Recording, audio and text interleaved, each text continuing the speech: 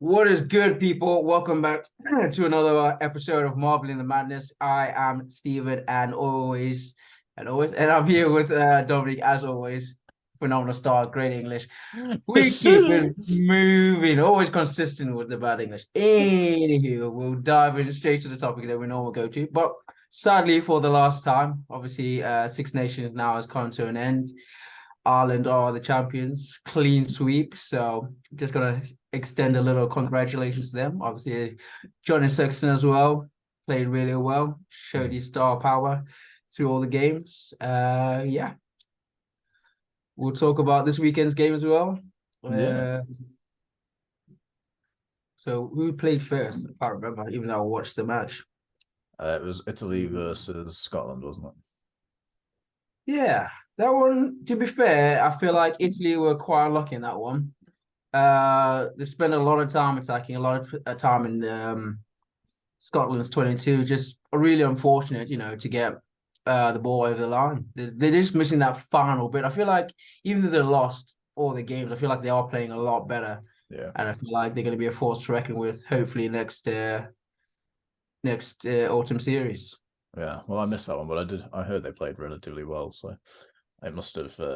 They're definitely for next year. They're going to be such a better team. So all the best to them. I think. Hopefully they'll become a force to be reckoned with in the next year. They'll claim a few victories. That's what we want to see.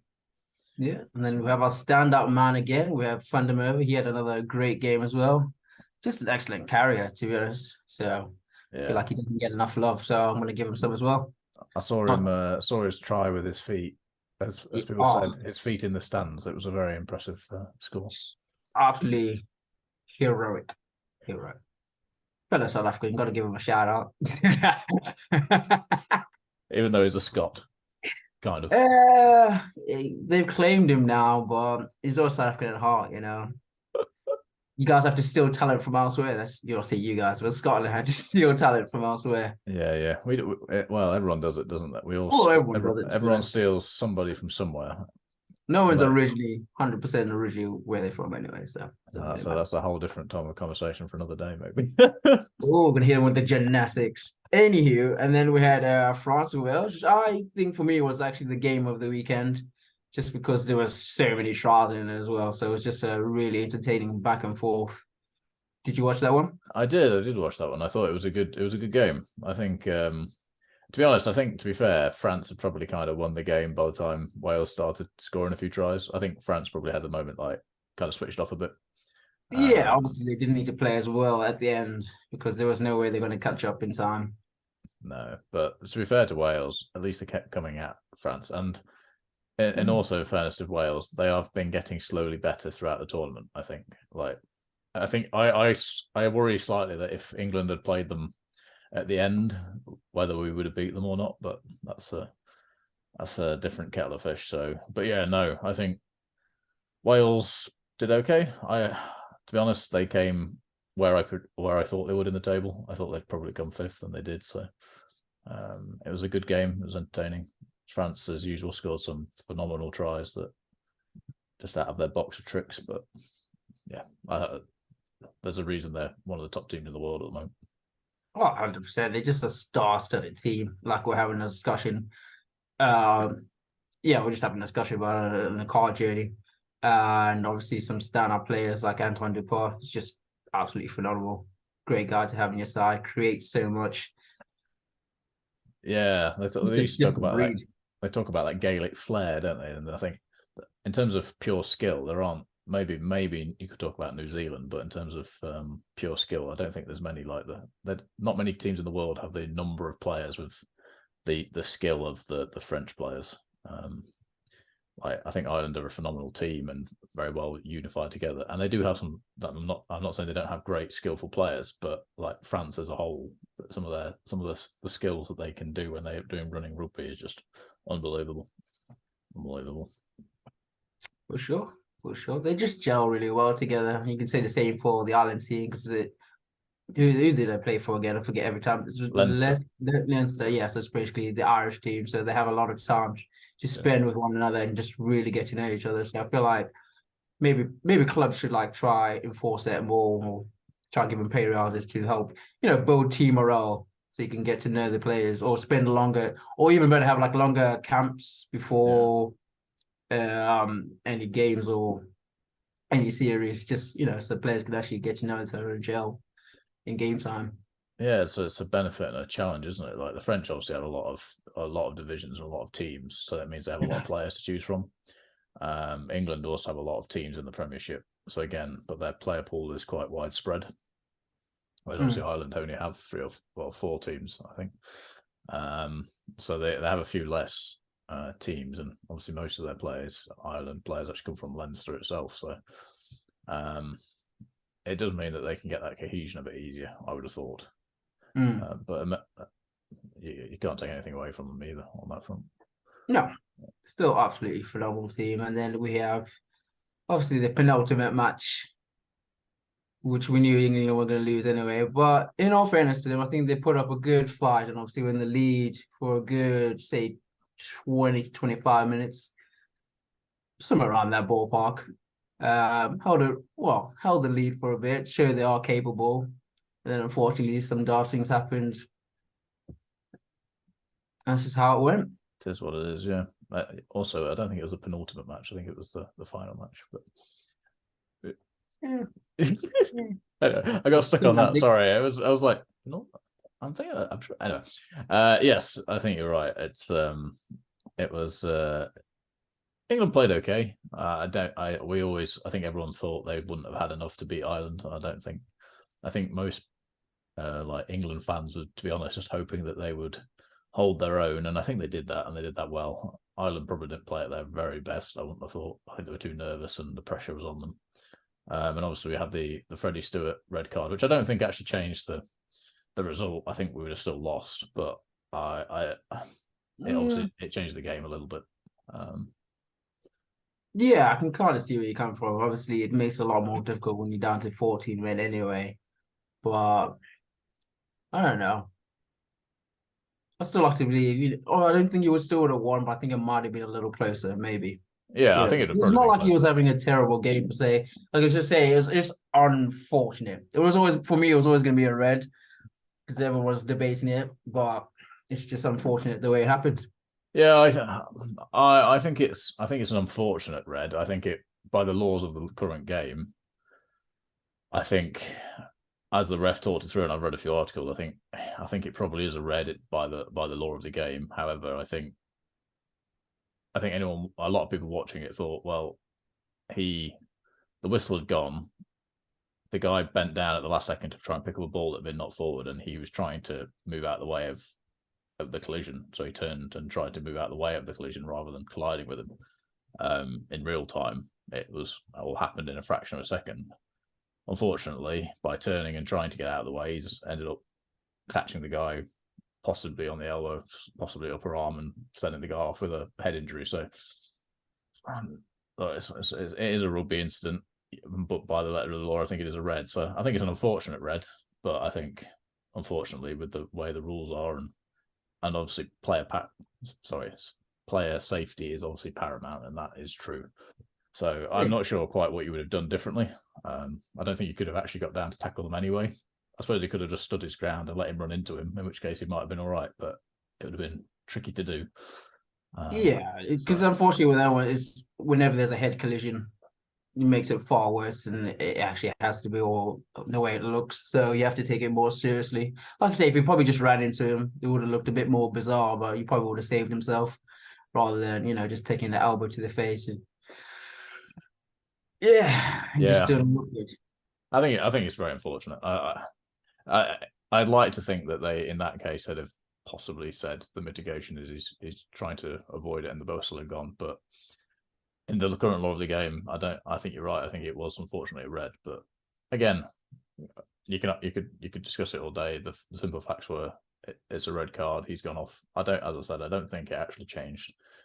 As you said, it probably make it a bit further apart in terms of scores, but I don't think we would have beat Ireland in the end. So have you frozen? You've gone very still.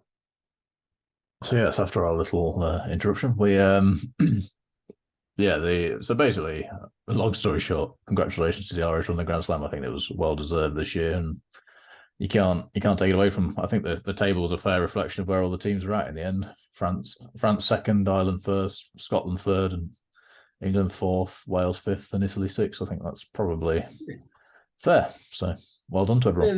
The only team I probably feel sorry for is probably Italy. I feel like they deserve to. Well, they could do better. Yeah, And probably win more. But yeah, like I say, it's representing the way they're meant to be. But I feel like they were just unlucky. Once they get that final bit, and they're like they can like just keep doing phases, and then eventually throw good passes together and just get the ball over the line. Then I think there'll be a team.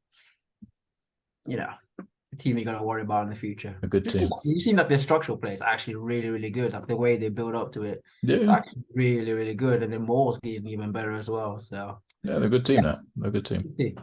Anywho, moving on. So what's next, my friend? So, well, I thought we'd just have there's obviously been a few bank collapses in America, or one major one, and there's a few potential other ones that seems to have had a big knock on globally over the last week. Obviously, we've talked a few times about in my Teacher of the Week segment about resources and the fact that everything's tight for teachers. And interestingly, the strikes, they seem to be making a deal with the NHS now. Still haven't with teachers that I've seen, but with NHS, they seem to have done. But obviously, money's tight. We just had the new budget, and there's still banks going under collapse. So it's obviously difficult times, and it's had a knock-on effect on lots of things. My shares, for example, have plummeted the last week, which is only a minor issue, but it just reflects that the stock market's going through a bit of jitters again with the bank collapse. So it's quite challenging times with I get that we're living in a lot of difficulty with the decision makers. So yeah. Oh, for sure. Well, there's a guy that I talked to at the gym who sort of got me into like the whole stock market and everything else. And he has a very famous saying. It says, "Rich man Monday, poor man Friday," which is so true. Like one day, everything's going really well. Like last week, I was up 9%, and then this week, I think it's literally just over 1% or slightly lower. So. Right. As long as for me anyway, I have long-term goals. So for me, it's not going to matter too much. So I know they'll go back up again at some point. So for me, I'm not overly crying about it. But yeah, it's definitely not where you want to see them when you open up your phone and the little app pops up. You're like, could be that kind of day, is it? Everything's tough. Yeah, it just reminds you again that I think the world's everything's a little bit precarious at the moment, and things are a bit tight. I think we need to rebalance things a little bit in terms of giving to the right sectors and making sure everyone's getting a resource correctly with what we do have. But at the same time, a lot of the markets, it is challenging. I think we're going to avoid a recession this year, apparently, which is good news. Although I don't think we're going to grow as an economy. I think we'll avoid recession possibly because it's going to be not. I think you have to have 3 consecutive periods. I think it is where it's in negative growth. So I don't think we're going to do that. Yeah, it's definitely interesting times. We'll have to see how it plays out over this year. I don't think I'd want to be in the positions that some of the government positions must be quite challenging at the moment. Yeah, I can imagine so. But like you say, you have to just wait and see how things sort of turn out. I think now as we get into warmer weather, we're not going to worry about paying not electricity bills. Well, we're not going to worry about that as much, but also the heating bills as well. So there's little positives on some things changing, but obviously, like I say, for like the teachers and everything else, we'll have to play the long game on that one and hopefully just see how that runs through. Yeah, I'm a big advocate of the old teachers. Being married to one, I think it has that effect on you. But a little bit biased, we might say, just knowing how hard my wife works, yeah, it's and the issues that they do face. It's quite Well, I'm sure that they'll get their point across. Because I've seen it even play it out in sort of my industry. Because now you see some of the teachers, obviously they're striking now as well, and you're having conversation with them because obviously they're not there, they're striking. You see the kids coming through. You got to think like at some point you're just ruining so much education as well. I know obviously that's not their purpose and not the reason why they're doing it, but yeah, you also got to think about that. Teachers shouldn't just be having random days off. No, well, I'm sure. I think they do, but they're obviously they're weighing that the fact that actually how things are at the moment is actually having more of a negative impact on kids' education than if something doesn't change, then it's not going to be. It's going to carry on lasting. I think ultimately, if things don't change, the impact on kids' education long term will be far more drastic than a couple of days lost. And you can make up a few days here and there, but if you want things to change, sometimes unfortunately things do have to be inconvenient for people. I don't know. I think right now it's also, well, I imagine it's a difficult time anyway, but it's also exam season, so it's not the best time to be taking. These are the vital times when you need key information, and days off like those could be pretty vital to these kids in our future. And I'm not, playing devil's advocate as well, but I do understand. Obviously, they need to make a point, but you're also messing with, kids' futures now, let alone in the actual future itself. Well, yeah, it's not quite exam season yet, is it? Because that's a little way away. But No, but some schools are actually going into it. Yeah, they probably got Because some of the students that come into the gym, they're talking. I'm not saying everybody, but I'm saying they're leading into exam season. So these I think days can be a little dangerous. Fundamentally, there's never going to be a good time to do something. Whatever time of year you're doing it, it's going to have an impact. But I think, unfortunately, as I said, that actually, if you don't make a stand, sometimes then the longer term impact is for those kids. Even the kids going through exams will be far more significant if they don't get the right support and resource they need than the short-term impact now. And I think most of the teachers probably plan around, and a lot of them are obviously giving stuff to do while they're not there and things as well. So it's not like they're not planning and putting things in place for when they're not there. I think most of them are diligent enough to do that and care enough about the kids' education. So I think fundamentally they care enough to actually make a stand, and that's the important thing.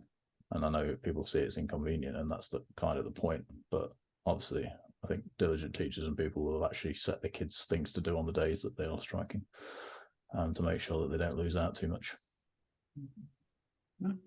Well, I hope so. But I also hope they get the changes they want, and we can all move on and be happier people. Well, I hope so. I hope fundamentally that the kids get the education they need, because it's very short-sighted to not resource education properly, because actually it means in the long term the country will fall behind, and it's all political. It's all a lot of it is political in terms of you don't spend money because it looks bad on the current time, but in the long term, as a nation, by not investing in education and investing in our kids, then the nation as a whole is gonna suffer, and the next generation is going to be far poorer for it. So, yeah, I think a little bit of inconvenience for the sake of our kids' the next generation's future is important. Yeah. I can agree. I just think time will reveal all, so we'll just have to wait and see. Yes, indeed. Challenging. I think we'll end it there on that note. Yes. Keep it nice, short and sweet this week. So please like and subscribe. This has been Marveling the Madness, and see you next time. See you next time.